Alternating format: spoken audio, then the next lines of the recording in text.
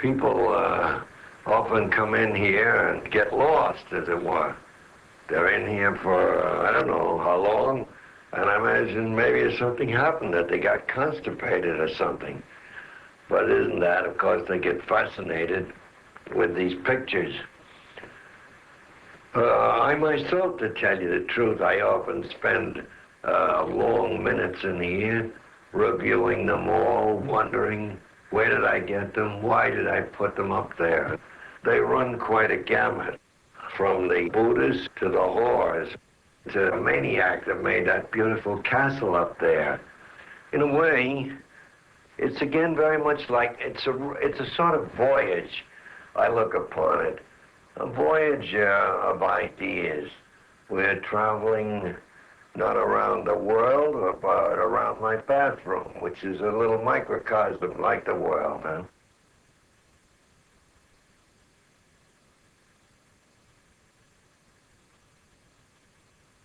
That's one of the beauties about it, that it can take you anywhere. If you let your mind roam, as we say, one thing leads to another.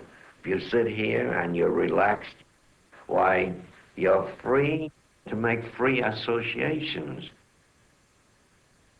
Now, for instance, is really, I think, one of the things that are the most magical to me in this whole room, that Neuschwanstein castle by the mad Ludwig of Bavaria. He was truly a mad architectural poet, and that is his greatest piece of work. He ruined the state of Bavaria, the kingdom, by the expenditures on his castles. To me, it's a magic castle. The outside and the inside, all marvelous. Yeah. Then there, of course, is that crazy man, Tanizaki, one of my favorites. Japan's dean of literature. Delightful old man who loved life, women, song, drink and everything. And his books are about love and often very perverse aspects of love. He wrote a book, among many, by the way, which is called The Key, and they made a film of it.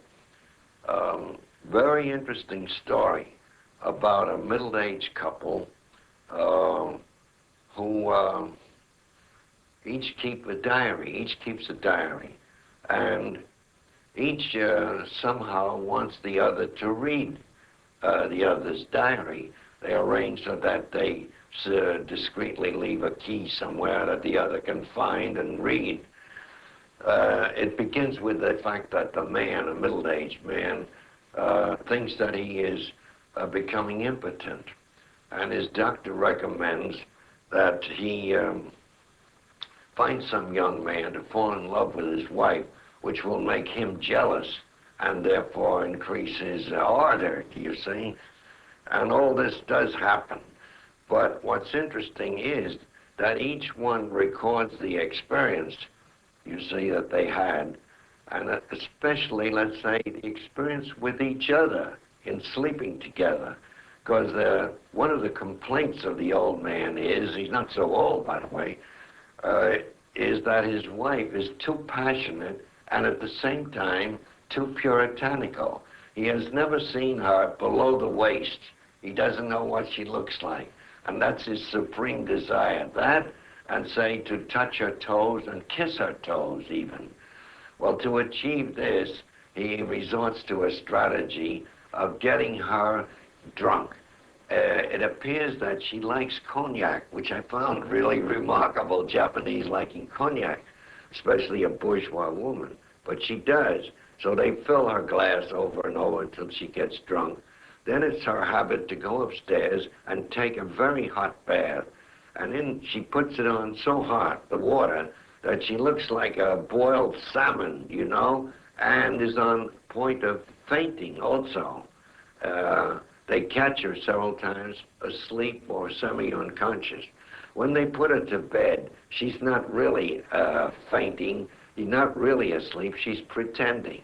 And she's doing this so that her husband may take liberties with her, do you see?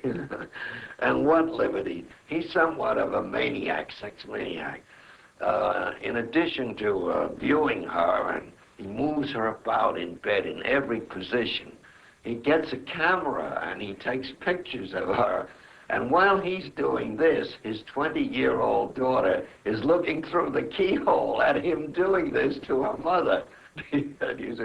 So it's a fantastic yarn. And unfortunately, in Cannes, where I saw the film and I was a judge, they eliminated it in favor of La Dolce Vita. I was the only one who stuck up for this film.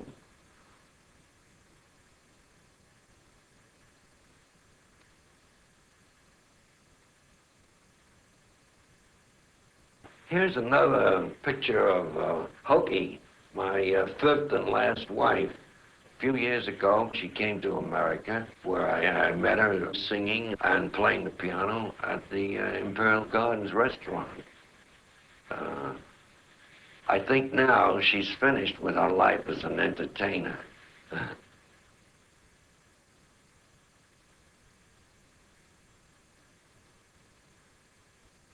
You see this man, Japanese, famous actor and writer, Toniyama-san. He's at the Imperial Gardens with me, sitting in front of the piano and Hokie playing, you know, and Hokie can hear everything he says. Suddenly he says to me, "Tell me, Mr. Miller, how many women do you think you have slept with in your life?" I was, of course, embarrassed, you know, and also puzzled. And I said, "Well, I have never thought about that." Well, I said, maybe 40 or 50. What? He says, "I've slept myself with maybe 250, you know, and you, with your reputation, you must have had 1,000, you know." All this in front of Hokie-san, who is straining to hear every word. Who is that over there, Bing Crosby? You mean this guy? Bing Crosby, farthest from the world. That's my great, great idol as a writer. Blaise Cendrars, the French writer, the man that I really adore, and whom, like Knut Hamsun, when 60 years ago I wanted to imitate Knut Hamsun. If today I could imitate Blaise Cendrars, I would do it with a whole full heart. This is a man I really venerate as a writer.